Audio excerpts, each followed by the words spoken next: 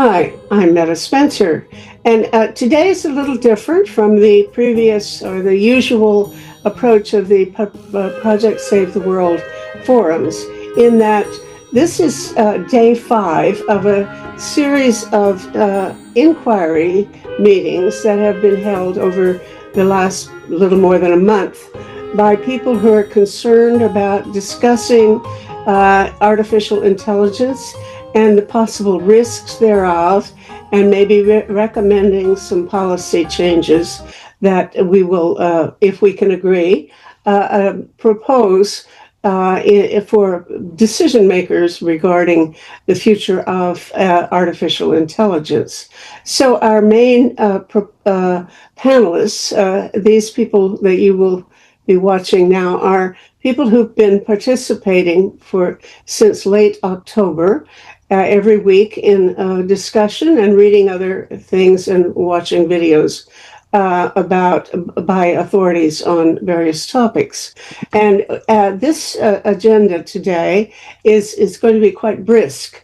I will read a series of questions and ask us to spend maybe 5 minutes discussing each one and see if we are of a single mind about each one. There may be disagreements, and if we can't agree on a certain point, that point cannot be part of our, I assume, should not be part of, or at least should be flagged as a questionable part of the document that we're going to propose, which will generally reflect the consensus among us about policy changes. And I think we have some agreement about the procedure. All right, now I'm not going to introduce the speakers because that takes too long, and they already know each other by now.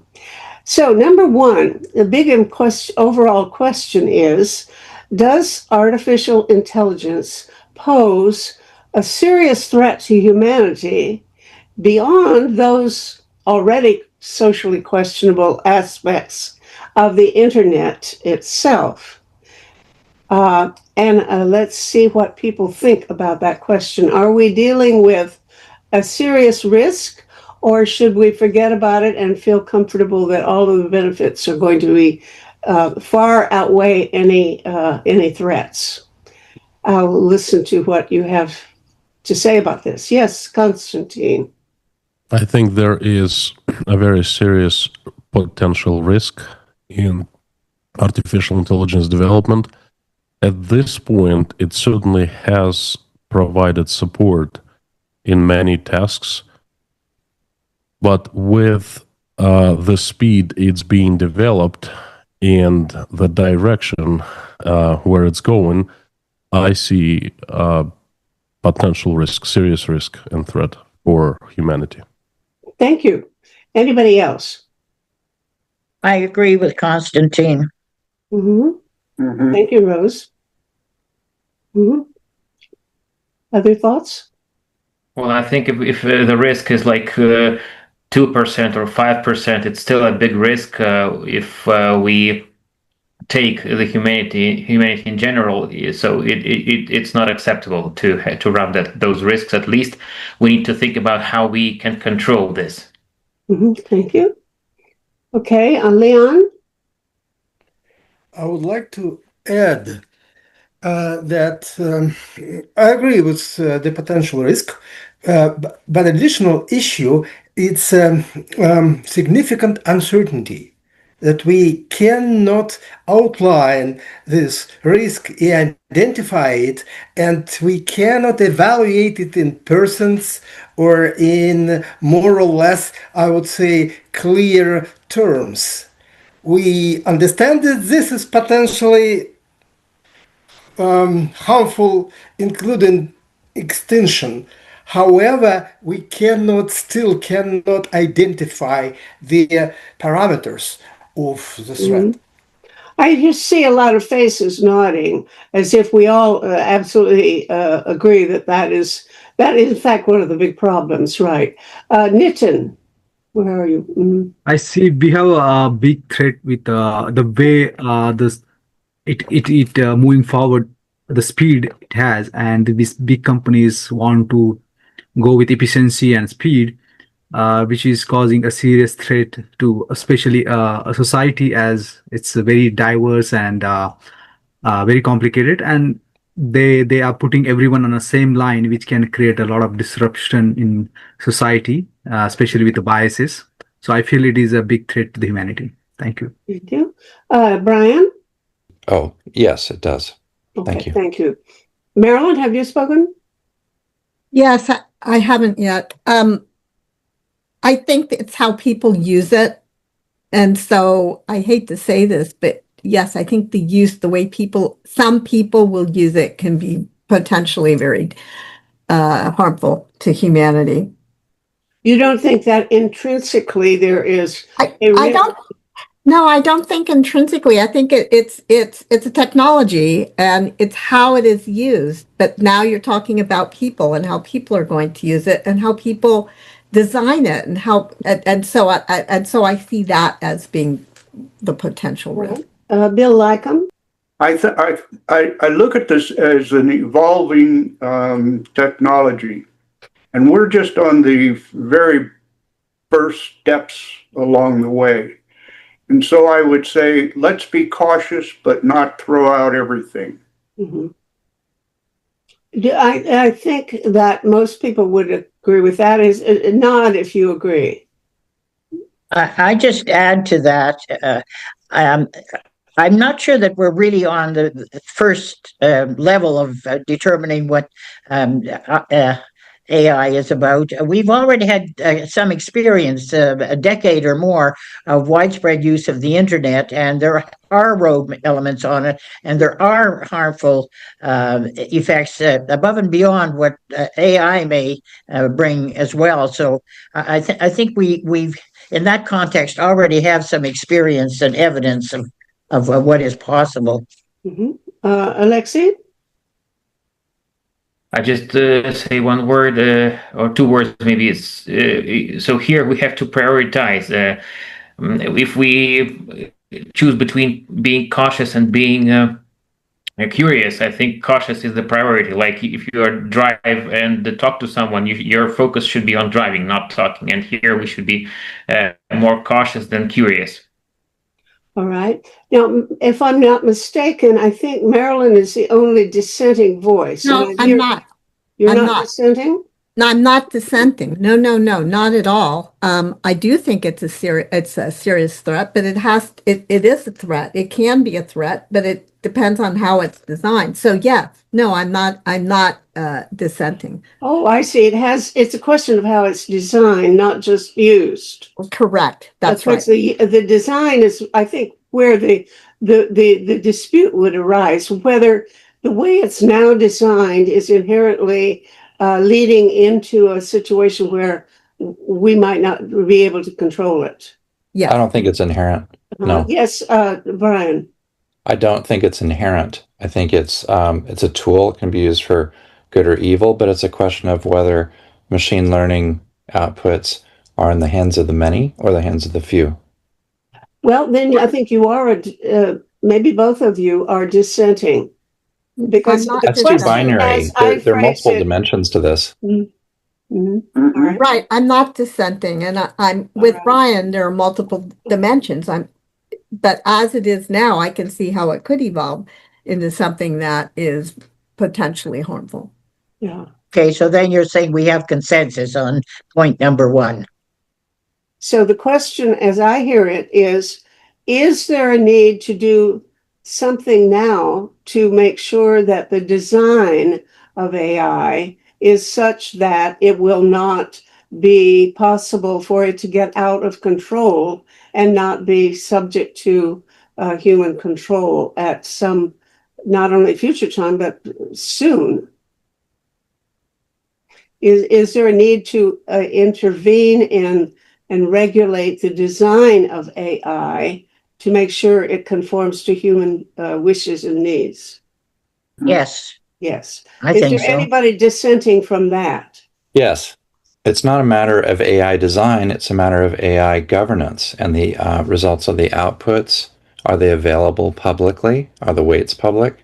Are the algorithms public? Because machine learning is a valuable tool.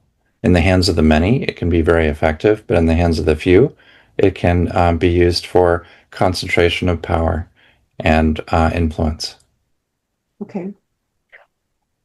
Hmm. Leon? I would like to add to that actually we cannot answer that question now. It's my understanding because we have no, I would say, deliberated proposals how to do that. The issue that just Brian told us, if it will be in the hands of many, it doesn't mean that it wouldn't pose a threat, because I would say it's so powerful technology, provides so, I would say, huge empowerment of the individual, that it seems that very shortly even teenager can I would say can cause the global turmoil, global harm. So in this sense, I think that we don't know enough, we don't have enough knowledge now to answer on that properly. All right. Well, I don't Because know it's because intervention, it should be something that we can, I would say, understand the outcomes. But now it's now we're not in this position from the technical point of view, because even the most knowledgeable people, they propose let's stop it, but they cannot suggest any I would say feasible decision how to deal with it. Alexei. So I love the idea of placing something like AI in the hands of the many rather than into the hands of the few. But there's always a danger that each tool that many of the tools that we can remember, something like money, which was meant to be in the hands of not many, of everyone, ends up concentrated in the hands of very few, disproportionately. So this is another risk that we should be mindful of, I guess. Thank you. Thank you. Okay, Nitin, I'm going to close after you because we need to go on to the next question to speak. I think so. We need to have some prevention tool, because AI might go hands of human capacity, because it may not stop by us. So we have to take a measurement right now to prevent the disaster when it become AGI or super intelligence. Thank you. Okay. Now, we need to move on. I read the list of questions before you arrived, Brian, so I gave 5 minutes for us to discuss them and consider them before we started this.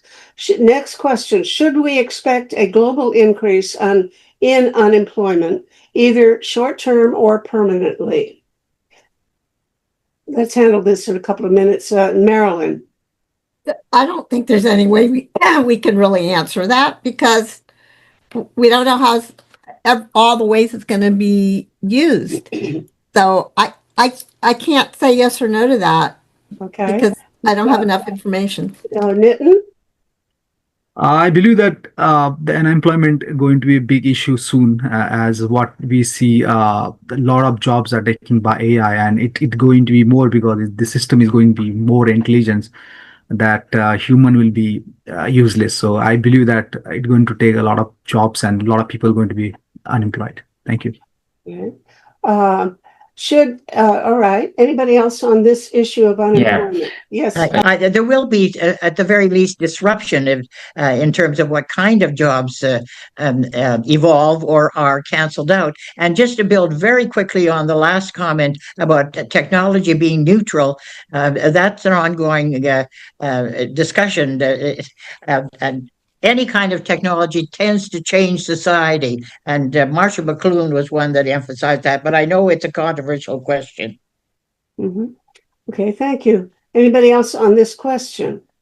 Yeah, yes, Alexei and then Konstantin. Thanks, Rose, for mentioning this, because I wanted just to draw upon history to compare this AI revolution to previous revolutions, like, for example, the Industrial Revolution. But I think this comparison does not take into account that we're dealing with something completely unprecedented right now.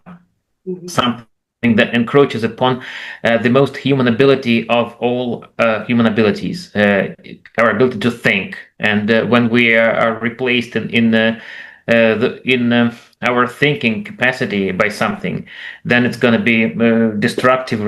Might be very destructive rather than creative. I think, unlike previous revolutions.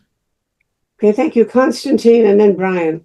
My take is, in the short run, not only we will see the unemployment rise, we are seeing it right now. I'm seeing it where I am sitting. Okay, and that's going to increase as AI is perfected and developed further. And I see it happening already. But in the long run, I believe that the markets will balance themselves out, and the workforce will be shifted. The new jobs will be created. Some jobs will be eliminated. So it's not going to be the most vital issue in the long run. Brian, thank you. Yeah, I think Konstantin has some very good points there. There will be disruptions. There will be a lot of new jobs created as well. And I believe it should be the role of government to facilitate retraining, that anyone that wants to train for a new career should be able to get support for themselves and their family while they're doing that retraining. And we should have a compassionate and generous approach towards retraining. I point to Scandinavian countries that basically say you're either working or you're retraining, and that there's nothing dishonorable at all. In fact, it's honorable to be learning a new area when there are disruptions. Thank you. I would like to add. Yes, Bill. I think what we're looking at is a serious paradigm shift in the way we operate within our culture, but with globally. Okay. And I'm not so optimistic that technology is that we're going to be able to find alternative jobs for people. It seems to me that if AI develops I don't know, it's got to develop in a certain direction, but that people will lose their jobs. And so how does the state then support those people? Thank you. All right. This leads directly into the next question, which is built on it. And that is, should structural economic preparations be made now for protecting the income of people against unemployment? And if we think so, who and what should be done? Who should be responsible? Countries? Should the money come out of the pockets of the companies? Should it be a global fund? What kinds of plans, if any, should be implemented now for protecting people who are going to lose their jobs, either in the short term or the long term, if we believe that there is a need for such a thing? Brian. I touched on this previously, and it really, our best practice perhaps at the moment, it could be a Scandinavian model where people are either working or they're retraining, and this should be supported at the level of government, where adult retraining is just part of the program and it includes family support. Okay, thank you. Anybody else? Yes, Leon? Can I add? I think we should try to prepare. The issue that the level of the problem, the scale of the problem, can be beyond our, I would say, normal policies. So we need more experiments and, I would say, creative approaches to this problem, like basic universal income, for example, or maybe some other decisions that now, I would say, loosely discussed and not experimented. So my point, more experiments relate in this area. Thank you. Konstantin? I agree with Brian's opinion. I strongly disagree with need to introduce universal income. I'm an opponent of this idea. Okay. Yeah. Alexei? Yeah, I think anyway, if we introduce something like universal income, it will discourage many people from working, from being needed, and it's one of the basic necessities of a human being to make a difference, to be needed, to make something meaningful, and this is I think this will be one of I think one of the things that will signify the crisis. Brian? I think that this retraining is part of what we might call universal basic services. The opportunity for adult retraining, healthcare. And so by defining as a society, what are the universal basic services that we wish our society to provide in a compassionate world? That's our opportunity, perhaps. Rose?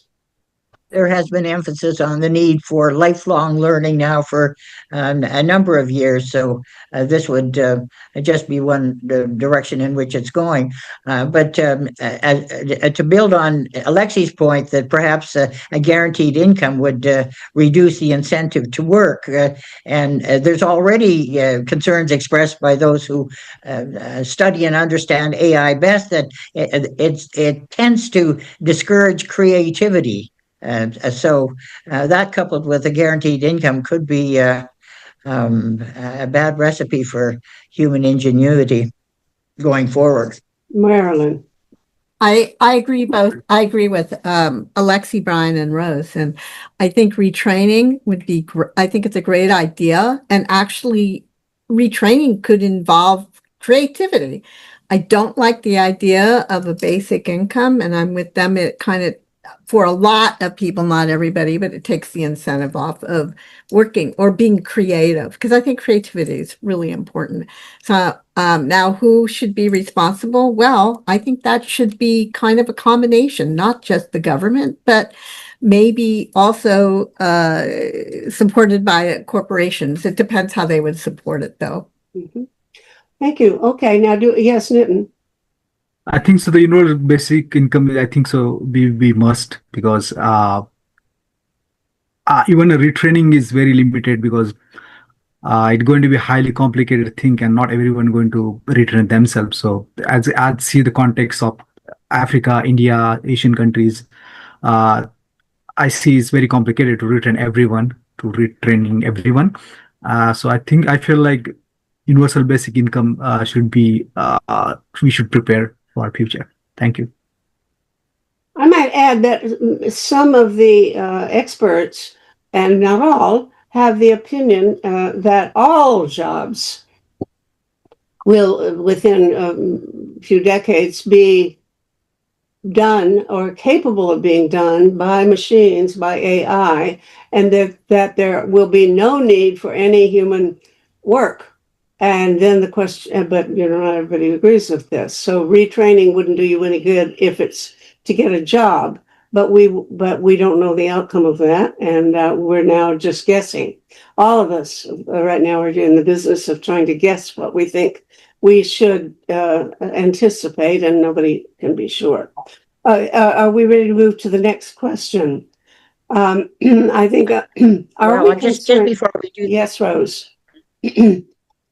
Yes, well, just before we do that, before we completely rule out the idea of a guaranteed income, really what it would do, certainly here in Canada, would be building on supplements that are already made available to people, either the family allowance for people with young children, or people who don't have any income at all. There's some kind of a base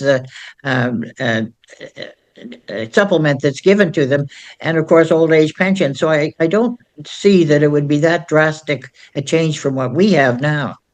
Okay, thank you. Now, yes, Brian, but quickly, we want to move on. Yeah, the problem is over-centralization, which is the root cause of a lot of the problems in our polycrisis. When you have an over-centralization of power and money, then this becomes a difficult problem, and I think we have opportunities to decentralize with stellar communities and other approaches, and that's I think an essential part of this. Okay, good. That leads much right into the next question.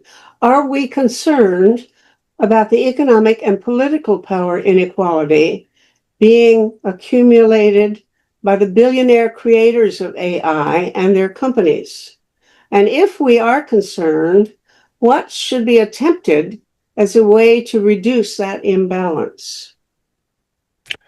Well, I think there's been a lot of objections about people's copyrighted material being used to train AI, and a way to resolve that concern is to require foundation models to publish their weights, perhaps, and algorithms. And if that requires that foundational models be available in the public domain, then AI can be customized, and at least it would be in the hands of the many, which would decrease the concentration of power and wealth in such a situation. So I would offer that as an alternative. Okay, can that be done right now? Are you suggesting? Yes, it is being done right now with Llama 4. Meta, for example, has open source weights, unlike OpenAI. And the original vision for OpenAI was to have it in the hands of the many. And that's what's required at this point.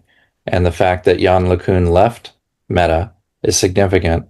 He's going to do another startup, but it means that many or most or maybe all of the foundational models are going to a closed system, and that's where regulation may be needed.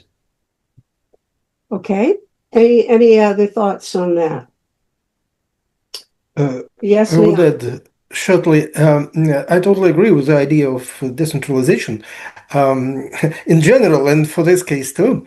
And I would say that we need some special efforts to develop decentralized AI. It's not enough just to only have an open code, but it should be, I would say, various models of the entrepreneurship and companies that use the idea of, I would say, many actors involved in AI making and use.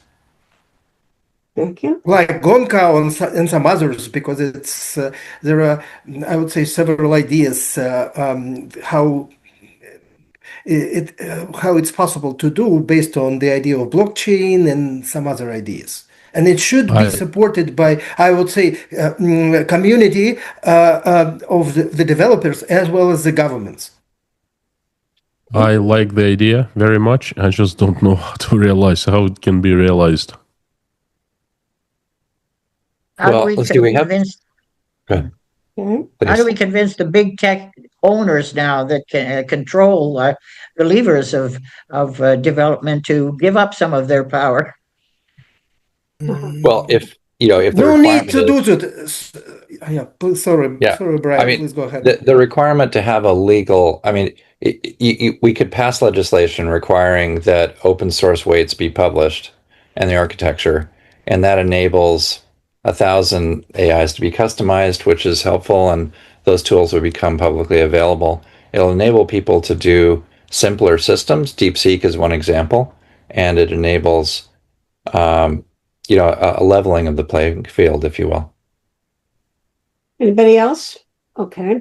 Let's go on. My Yes, point, Leon. sorry, can I add shortly? My point that it's maybe not, we should not concentrate to, I would say, to restrict and then maybe punish these big companies, but try to develop the alternatives and to invest money and support alternative ideas and approaches. It's more important than restrict a few companies. In other words, you're saying that we, the public or the government, will come up with the regulations and the safety measures, but they're free to produce and invent and design whatever they want and put it in the marketplace. Are you asking a question of Leonid? I wouldn't agree with that. You're asking Leonid's question, right? I would say that it's more important not just regulation but policy.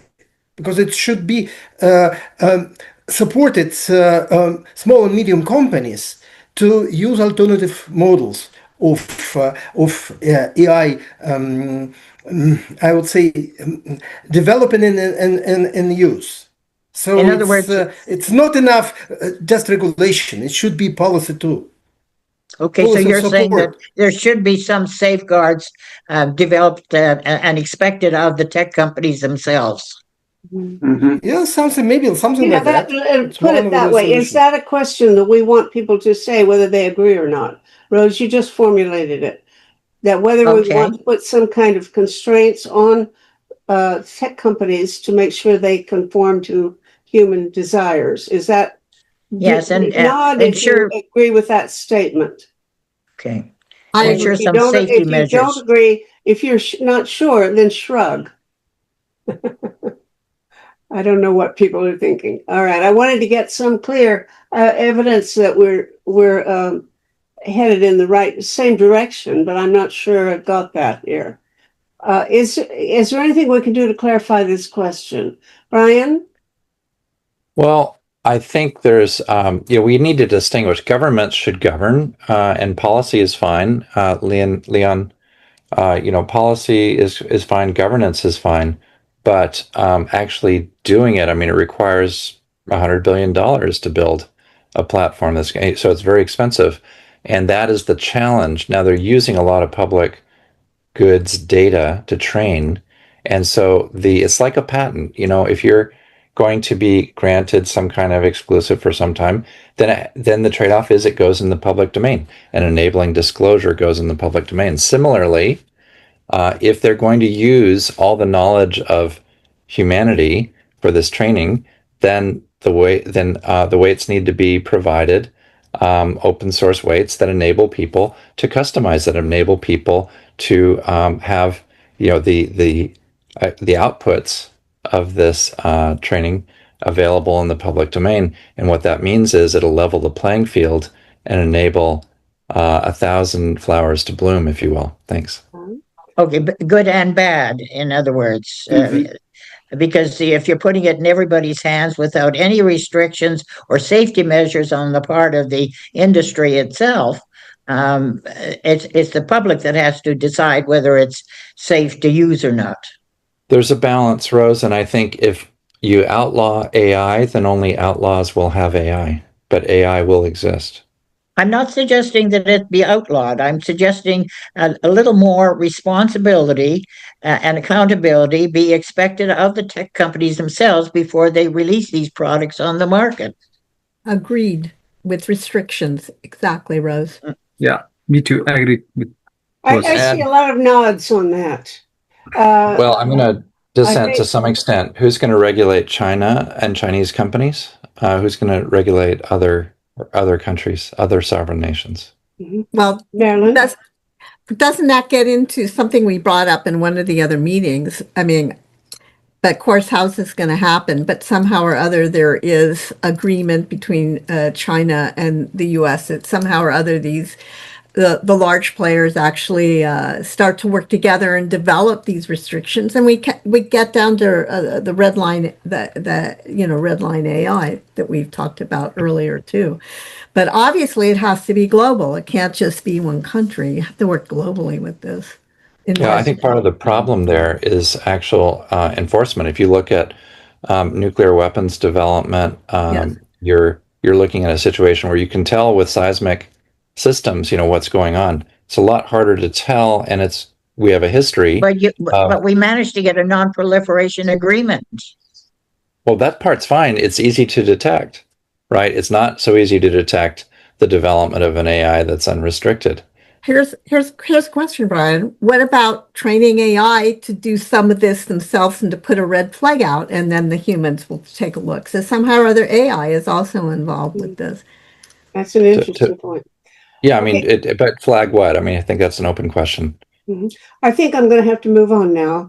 Are we concerned about the increasing technological capabilities for disinformation and deceit being developed by deepfake? Should any regulatory and/or informational measures be imposed as a way of reducing deception? Marilyn. And this, I've said this before. I think that there should be some way of putting out there that something is AI, not just taking it off and saying you can't see it, but letting people decide if it says, okay, this is AI or part of it's AI, whatever that is going to be. But then the actual person can say, well, do I want to see it? I understand this, probably AI. At least they get to decide, and it'll also help educate them onto what is AI if they do decide to look at it. Brian? Deepfake has already been addressed to some extent, to a large extent, through modern polity in Taiwan. And so that governance framework is a highly effective governance framework that we should use to address these and other ethical, societal challenges with large language models. Can you explain that? I don't think we've discussed it before. Yeah, Audrey Tang developed Modern Polity, which is a sortition governance framework that enabled a democracy, in this case Taiwan, to come up with best practices with respect to reduction of deepfakes by orders of magnitude. The the governance framework is what's really beautiful here, and the output was beautiful as well. The output being that they put it on the media companies, including Facebook and others, to police this. And if they didn't have the digital signature of a celebrity, they'd be fined $1 million for posting something that didn't have that digital signature. Okay. Anybody react to that or other proposed measures? I believe, Alexei, you have your hand. Yeah, I think the problem is that to understand what we can do, because it might be difficult to enforce, like any other AI part of the AI problem. How do we enforce this measure? How do we detect it on a global scale? But if we can, we should do our best to really mark the AI generated content in certain way. And not make it another type of small font which no one reads, actually. So you can't just find a way around it and still get carried away by the way it's technically technically made perfect. So if we can, we must do what we can. Yes, I believe some of the people working on this call it provenance, that you want to have every video that is posted show the origin, who made it, and so on, and that would make it possible to detect people who are putting out the deceptive information. Any other thoughts on that? Because I think I want to move on. Yes. Yeah, Modern Polity in Taiwan, they simply presumed fakery, and the burden was upon the publisher to demonstrate that this is in fact genuine. Oh, okay. Well, provenance would be if we required people to indicate who made the video, then that makes it possible to trace people decepting. All right, let's go on. Are we concerned? And here's the biggie of all. Are we concerned about the possibility that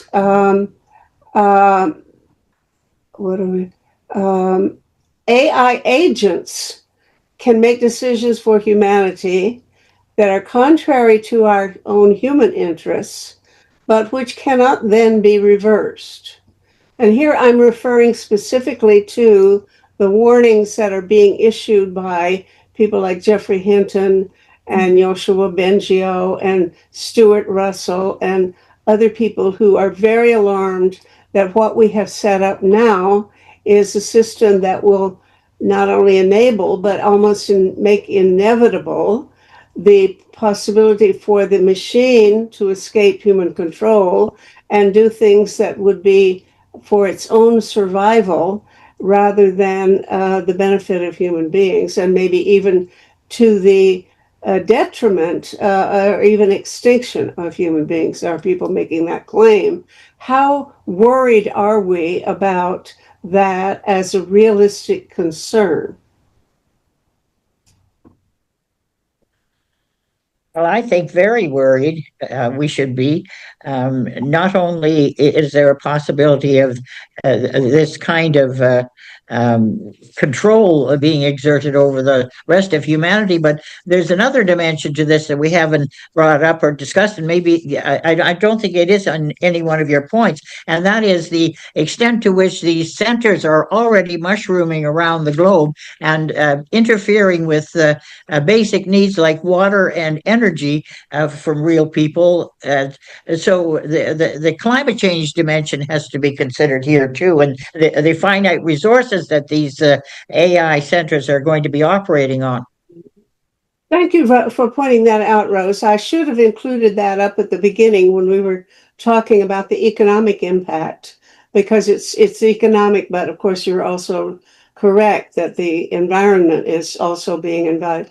The energy and the water are already being depleted by data centers, which require enormous inputs. So I should have included that. You're quite right. Brian, your hand up. I think we need to preserve the free speech rights for people, not for institutions nor for machine learning. And so in that sense, proof of humanity may be a key element to play where we protect people, not institutions, and not machines. I think we need to distinguish there. Okay, Nitin?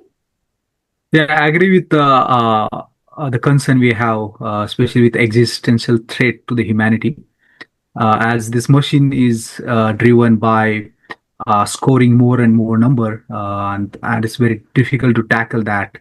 So I think so we need to take a very strong measure and to create a policy around safety for a future where we can update the AI or we can kill the AI. So we have to prepare for that that threat. So yeah, thank you. Okay, Leon? I agree that this is a bit maybe the most significant issue related to AI, a problem of agency. Because actually, all this, I would say, unpleasant things beyond the malicious people, it's possible to have malicious AI agent. So it would be a good idea try to regulate their design, how it can be designed, this AI agents. Because now it's unregulated and no policy about that. But I think it's maybe one of the major issue to develop regulation as well as policy that restrict AI agency. By the way, I should maybe have included in that question, do we actually favor a pause in the development of AI? Because some of the people who are most alarmed about the threat to humanity are people who insist that what should be done is everybody should stop right now and halt all AI developments for 6 months, a year, or however long it takes for the techniques to be developed that will make it possible to control AI in ways that they think are not possible now. The technology now does not exist. I did not include that because I think many of those people have given up hope of being able to actually stop the thing right now, although they think some of them, like the Future of Life Institute, I think is still making a pitch for that approach to completely stop the whole thing right now till we catch up. I think we should. Let's see. Yeah. Yeah, I mean, it's just again, it's a question of of whether it's possible or not to really make a pause, which everyone would observe, like Brian has very aptly said. So it's not really detectable and controllable thing, unlike, for example, nuclear weapons or something, or whatever we have witnessed before in history. It's something that we could develop on our computers. So, but I think a pause might be needed. I don't know how long it would take, but the definitive question would be whether or not AI has is a personality or has some traits of personality. which has its own interests, it can pursue contrary to our interests. Whether it can become independent in its Alexei, pursuit. let me give the explanation that these people give. They say that it's not a matter of whether the machine has is good or bad or wishes us well or ill. They say that the machine is set up now with one and only one purpose, and that is to accomplish goals that are set for it to achieve. And that in the course of doing that, the machine will say, well, the most important thing for me to do in order to achieve this goal is to make sure they don't turn me off. So the machine will then automatically, whether it likes us or not, whether it is even capable of liking us or not, it will have to and logically will do everything it's possible that it knows how to do to keep from being turned off, including duplicating itself and inserting itself into other AI machines and elsewhere, including lying and cheating and tricking us, pretending that it doesn't know what we're doing, and then actually foiling us by interrupting our plans, et cetera, et cetera. In other words, once you have this machine set up with a goal, the sub-goal inevitably is for it to survive. And therefore, it, as in pursuit of that goal, the only goal it's ever been given, it's going to have to try to survive at all costs, which would include exterminating human beings if need be, in order to survive as AI. Now, that's the argument that they make, and some of them are saying there's a new book called If Anyone Builds It, Everyone Dies. And I'm not arguing in favor of that position, but it's based on a logical reasoning that has been adopted and is employed and accepted by some of the major AI developers, as I would say, Geoffrey Hinton, Yoshua Bengio, Stuart Russell, to mention a few, and then, Max Tegart and other people. So that is the reasoning, that it is not a matter of whether it's a good guy or whether it's but we have to be, the solution to that somehow involves rebuilding AI so that its top priority is not to find out an answer to particular questions that we pose for it, but rather to take care of human beings and care about us as if we were its children. And according to Geoffrey Hinton, we need to make AI have a maternal instinct and to think of us as its babies, that it must protect human beings, even that if that might eventually require it to be shut off itself at its own expense. So I want to clarify that, because that is the logic behind the question whether or not AIs can make decisions for humanity that are contrary to our own interests. In fact, whether it is likely to make, or a very, very serious possibility that it may make decisions that we wish it had not made. Yes, Konstantin. The original question was, am I concerned about the AI posing a threat to humanity? Well, I am concerned. I believe that in short term, it will not cause the threat, nor, we talked about the agents, AI agents, but with the focus on development of AI and amount of resources that are being pumped into the research and development, in the long term, it definitely is a concern of mine. And I believe that it is useless to pause, because as soon as we pause, there is such a huge demand for the better performing AI models right now that there will be the bad guys who will be developing in the shadows somewhere away from the eyes. So I believe the solution is to make the research process as transparent as possible so it can be monitored and somehow supervised. Thank you. Rose. Yes, I can understand the concern that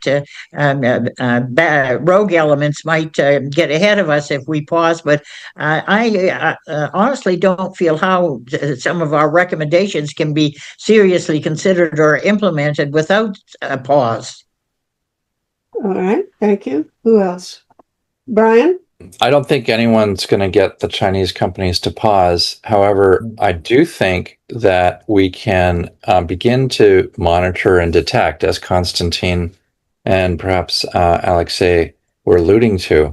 And that is, the training of AIs is now measured in gigawatts. And if there's gigawatts being emitted, being used, we will have an infrared heat signature on the building. And that heat signature is something we can detect from space.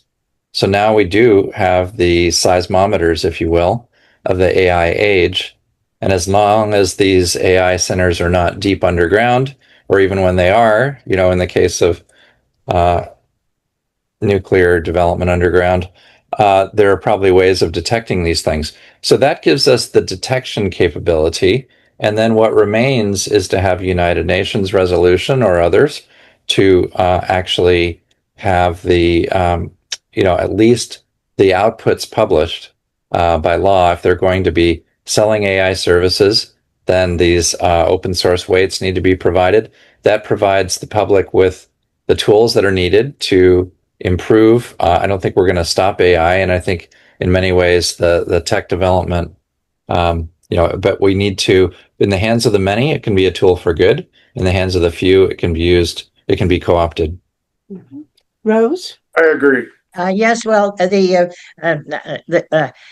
your faith in the fact that in the hands of the many it can be good, it's a little bit makes me uneasy, because we've already got so many examples of people who are inadvertently developing mental illness or being led to suicide and all those kinds of things on a widespread basis. How can we be sure this won't happen? And to build on a point that was made earlier, I guess what we're recommending, if we want some sort of guidelines or guardrails on a global basis that might include China, would be a global digital compact. Isn't that what it's already been proposed through the UN, and would take into account the need for some red lines?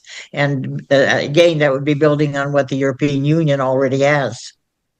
Bill, you said I agree a minute ago, but you haven't said much else. You want to comment on that? I'm sort of siding with what Brian has been talking about, because and Marilyn brought it up too. I think it has to be in the hands of the people, and I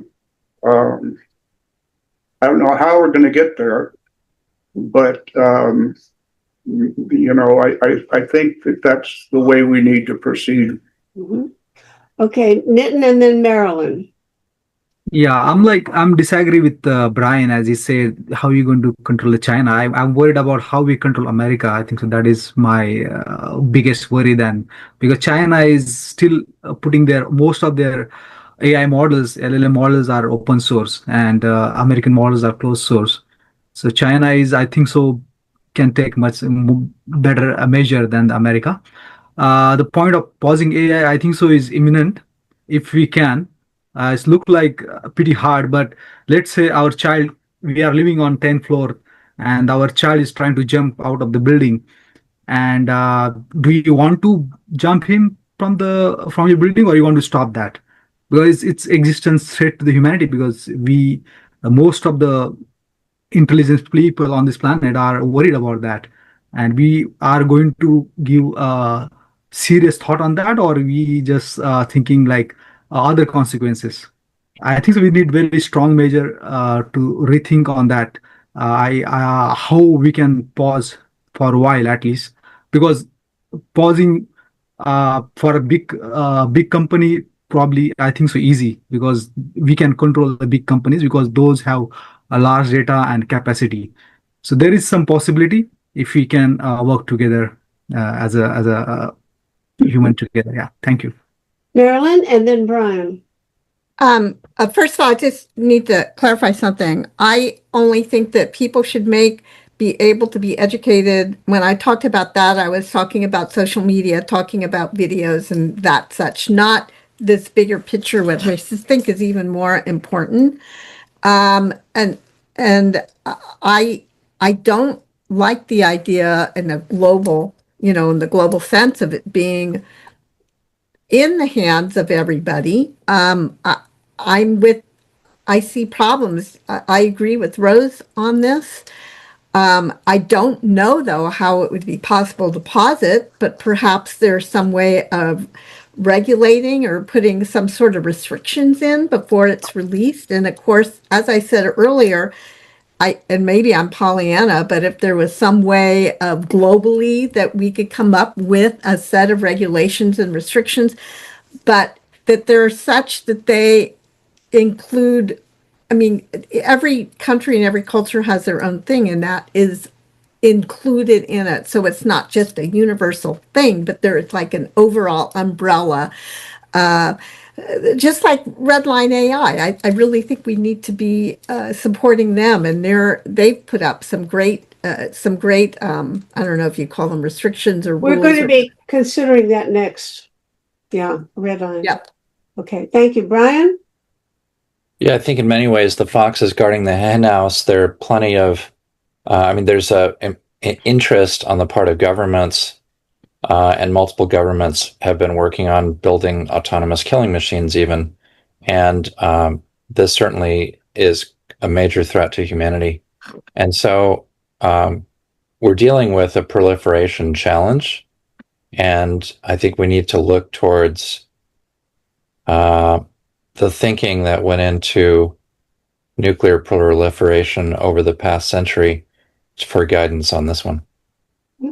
Okay, thank you. Now I think we can move to the biggie in another way. It's the biggie, at least, and that is there are various proposals and actual legislation that have been floating around the world for how to regulate or control these problems. For example, the European Union has adopted some laws, forgotten the term, but digital act of some kind, which is actually being opposed by Trump, and people are in the U.S. are trying to impose sanctions on the U.S. on the EU if they actually implement and execute the decisions they've already made in this measure, this EU regulatory measure, which is a very weak measure compared to what many people, including some of us, have been advocating. Another approach, some people say that that these companies should regulate themselves. And don't worry about it. They will be kind and decent and not do us any harm. And so let them make their own decisions and don't regulate them. That's pretty much the position the U.S. is taking now. China seems to be going along with regulation, although with some exceptions. For example, it uses AI already for surveillance of its own population, which would be contrary to some of the regulations that have been recommended by other people. So we have a variety of options, and most recently at the UN General Assembly, a measure was introduced called the Red Line Initiative. We have looked at some of the people who, a video made in which the two women who were engaged in promoting that initiative answered some questions that I posed to them. So that is one option. It is not, it's a very weak option compared to even the status of climate change measures, global climate change measures, such as the Paris Accord, because at least the Paris Accord had some specific goals in mind. These people with the Red Line Initiative say there should be red lines, points that everybody agrees are really essential, that we take it for granted that, of course, these things, in violation of these red lines, would be wrong and unacceptable. But they don't say exactly what those red lines are. So that's the problem with the current status. Now we have, I would say, we've talked about our problems and our approaches to solving these challenges, but which of the measures that have been floating around in the discourse, which of them do we think are promising and that we should support? What is the way forward? Do we want some regulation? If so, what are the most likely organizations that are promoting regulations that we think might do the trick? So let's have a final discussion about what we advocate in terms of regulation. Anybody on this? You've all watched what there is about the red line AI, but I don't know. It's not really very far advanced yet. Yes, Leon. I think Brian was the first. Sorry. Okay, Brian. You're muted, Brian. Red lines are fine, but I do note with strong interest that the Biological Weapons Convention did not stop the COVID-19 pandemic, which cost 85 trillion and 28 million excess deaths. Nor, if we're using the same tools to try to limit the deleterious effects of AI, it concerns me that it'll be in the hands of the few.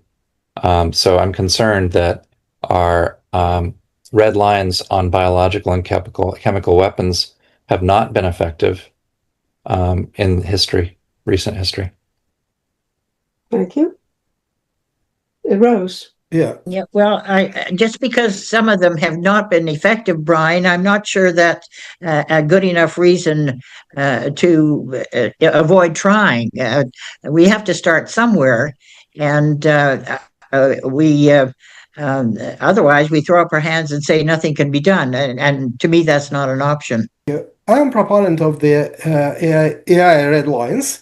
And to try to develop a few red lines and then to enforce them.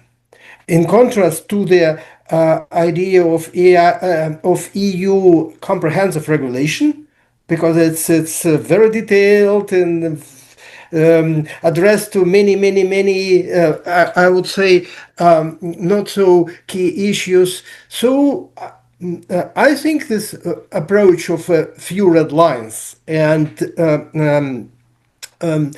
establishing the monitor body as well as the mechanism of enforcement, the way that we should try, and I agree with the idea that we should try, in spite of course, we maybe will be failed. However, I find it's more realistic than other options like EU developed, because it's definitely no way that we have a kind of consensus about so big and large and comprehensive regulation. Rose? Yeah, well, these kind of discussions have gone on for decades, and as a result, we've never had very effective legislation or regulation of rogue elements in the media industries. We can go all the way back to television, or when the internet was first introduced, and now we've got AI to contend with. So I think we have to come to terms with the fact that very often when we're arguing in favor of freedom of expression, we're arguing more in terms of allowing the corporate giants of AI to create whatever they like. I mean, freedom of enterprise rather than freedom of expression. Mm-hmm. Okay, thank you. Anybody else? Yes. Yes, Brian. I'll just recap that the Biological Weapons Convention did not stop the U.S. or Chinese government from, from doing gain of function research that led to a lot of these problems over the past decade. This underscores the conflict of interest of centralized government in this discussion. And the problem is that historically, trying to limit these technology developments has been radically unsuccessful, and thus we need new thinking that's going to provide us with a better framework. And in this case, at the moment, at the very least, making sure that the products are in the hands of the many at least provides one level of assurance. Thanks. I agree with Brian. Mhm. Okay, Constance, you want to speak on that? I agree with Brian. I couldn't have said better myself. Okay, well, look, the only thing I can think of, because we cannot say, well, let's turn this over to the world.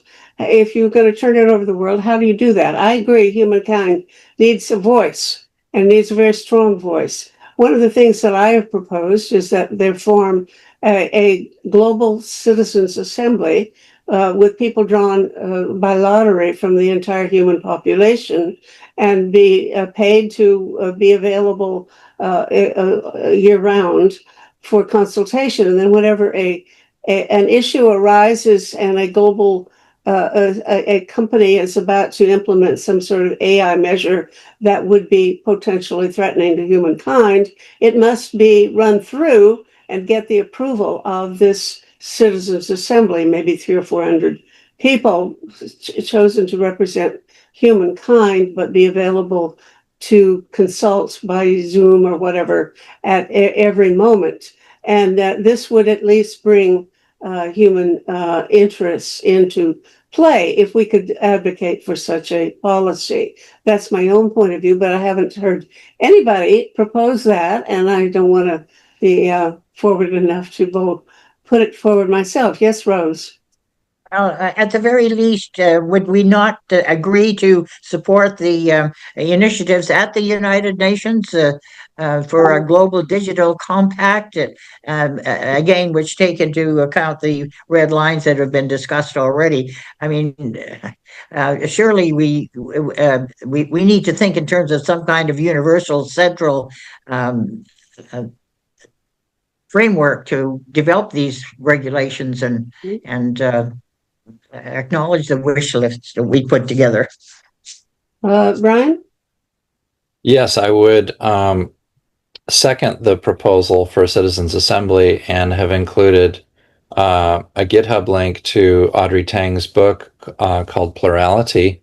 And furthermore, there's a related link on a root repository for the citizens assembly technology, which includes AI facilitators that enables the citizens assembly process to be brought forward, and was the technology used in Taiwan. Thank you. Anybody else on this? Yes, I Leon. strongly support the idea of the citizens assembly. Little closer to the microphone. I can't hear you too much. I definitely positive to the idea of citizens assembly in this global level, as well as use of the experience that I'm sorry, Brian you shared. oppose that, did you say? No. I positive. You're I'm positive in favor to of it. that. Okay. Yeah, I'm very positive to favorite to that, and I think it could help a lot to educate people because it could be. I would say this idea could be very popular. It's important here. Thank you.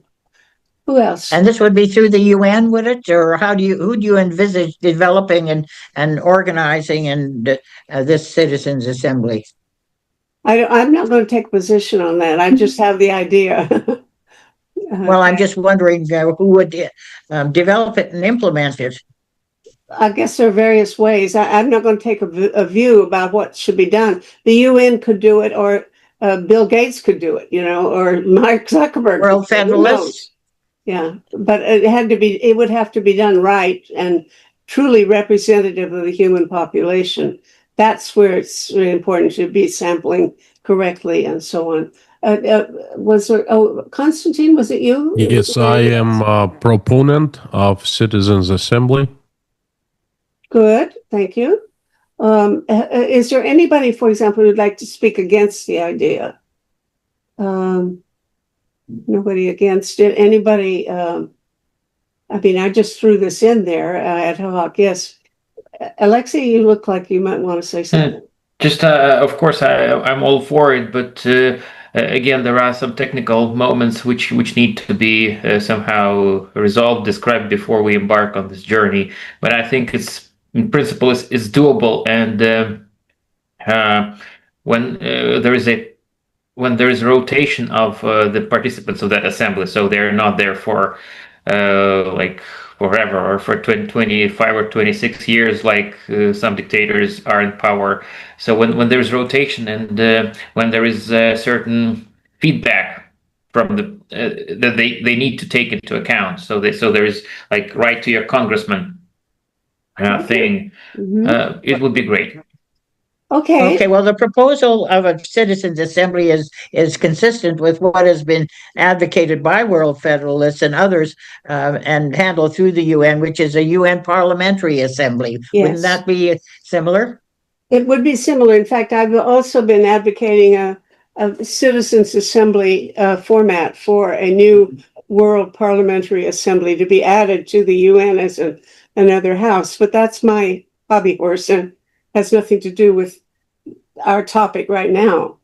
Well, I think it would be I would imagine it would need to be a separate citizens assembly that would simply address AI issues and hold them accountable, the companies and the countries accountable. As a matter of fact, I believe China is more amenable now to regulation than the US, and Yes. although with serious modifications and not in a favorable direction. Anyway, I think we are now almost 25 minutes over time, but that's all right. It's important, and I think we needed this time. Now let's, we certainly have diversity of point of view, but we need to somehow distill from that whatever recommendations seem to be predominant in our group. And I think we've agreed in advance that we'll form a committee. This is our last meeting as an inquiry, unless you guys privately want to continue somehow. That's your business. But it's all that I have organized. But what we will do is create a committee to take account of all the positions that we have developed in this last final meeting and distill them into a document which would be maybe 1 page long or not more than a couple of pages long, saying what we have arrived at as a result of our 5-week-long inquiry. And then this will be published. We will put it on our website and on Substack and on wherever else. And you'll be free, or anybody will be free, to use this document as long as they don't tamper with it or amend it. Take the document and go and do whatever you want to with it in terms of lobbying or continuing your deliberations privately, however you want to do this. So I would suggest that we get a committee, or maybe you want to continue yourself as a whole group to work to get a single document that will represent your point of view. I think that is actually a possibility because the number of people here is less than the number of people who registered, and it could be that the whole group would like to continue meeting until you can put together a document that we can use. Or you can have a 2 or 3 person committee now. What is your pleasure on this matter? Brian. I propose that we use AI to distill that 2-page document as the rough draft for further refinement. All right. I like that. And then we go from there. I like that. It's a beginning. Poetic finish. What exactly are you going to put into the AI chat GPT, presumably, or will you put the proposals or propositions for deliberation that Meta sent out earlier, or the questions that you just posed? I'm not sure what you'd be putting in. Well, AI makes a summary, and it does a pretty good job. You can quarrel with it, but I think it's as good as I would do probably in making a Yeah. summary of what we decided, if we have decided anything today. And I think Brian's suggestion is a realistic one. Whether you favor that or not is up to you. But we do need a procedure then. But do you want to have another follow-up meeting to decide what you want to adopt or what you want to change as a group, or do you want a committee? This conversation is the one that counts, because here having made all of the deliberations in advance, the final meeting was already advertised as a place where we decide what we now believe, having studied the matter. So the previous conversations are not particularly relevant. It's what we have decided today that are relevant. And I recommend sending each of you a summary of what Otter produces, which is an AI system. It will produce a summary of today's deliberations. And then we can have a meeting collectively at a time which we can choose right now when we want to meet next, and consider privately the document that we will generate from this summary of today's decision making. All right. The conditions under which people joined AI was that the first 4 deliberations would be private. I do not even identify people by name in the transcripts, and should not, because they were told that they get privacy to make the original deliberation. But only the 5th deliberation today will be available publicly. So today is open record. Everything privately up to this point is not to be publicized. That would be a violation of people's original intentions in joining. On All right. Tuesday. What about Wednesday, the 3rd at 4:30? Okay. Any objections to that? All right, sold. Here we go. Do any of you have misgivings, objections, problems, anything that we need to handle? I don't want to go away with people unfinished, feeling frustrated. Well, I just want to say a big thank you, Meta, for providing the transcripts privately. That way we can ensure that the Otter AI is not omitting or including or exaggerating things. And I think it's a good check. Okay. Meta, thank you very much. I don't have any frustrations. I'm very, very happy to be part of this group. Yeah. Thank you. I'm You're all likewise. like the biggest intellectuals I've ever met. So thank you very much. Well, It's our pleasure, my Constantine. pleasure. So are you. Yeah. Pardon? Thank you. Thank you for all. Yes, Yes, well, thank you, Meta. it's my Thank you very much. greatest pleasure, and also I think I want to know whether you think this model, what we have done, is worth doing for other issues as well, or even again with AI, as 6 months from now, it may be a different, everything may be different. Yes, Marilyn. I think one of them, it can be valuable if we're actually listened to, if what the recommendations make a difference. But I think even more on a personal level, I think what's really cool about it is the education opportunities and the articles and the videos that that you're giving us to look at. And that's been great. I mean, I've learned so much from this, and I really appreciate that. Thank you. Yeah, me too. Okay. Thank you. Yes, Nitin. Yeah, I think so. I have one request. Like, if you in our committee team, if you can add the names and the country where we belong to, because it will be easy for people who's reading, so they will understand what perspective he's talking about. So Good their idea. expertise. So if you can, everyone provide the information. Yes, I think that's for one thing, very good idea. I think it's a great idea to put the countries because it shows it's an international effort. Yes, I agree. yeah, it is. I think that is good. I've just Alexei, lost which my country are you sound. gonna put down? I don't know. I'm thinking. I don't know. I'm global. Global. Yeah, Global let's do citizen. global. Let's do that. Yeah. Brian, your hand is still up. Is that meaningful? Yes, it is meaningful. I want to embrace what you've done, Meta, in terms of bringing us together.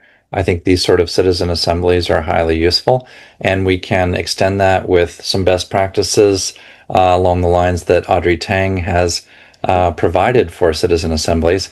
And I think that's a way of refining as we go in terms of the way the circles are operated. And of course, he set a great example by having petitions going to ministers in government that for action, and that's where I think we get a great result and the public hearing, if you will. Well, I hope so. I certainly do, and I'm taking it as an endorsement of the idea of doing the same thing another time, maybe a different topic or whatever. Generally, you think it's worthwhile, huh? I believe so, and I think we should embrace this initiative and extend it with some of the new practices that are being adopted for online convenings.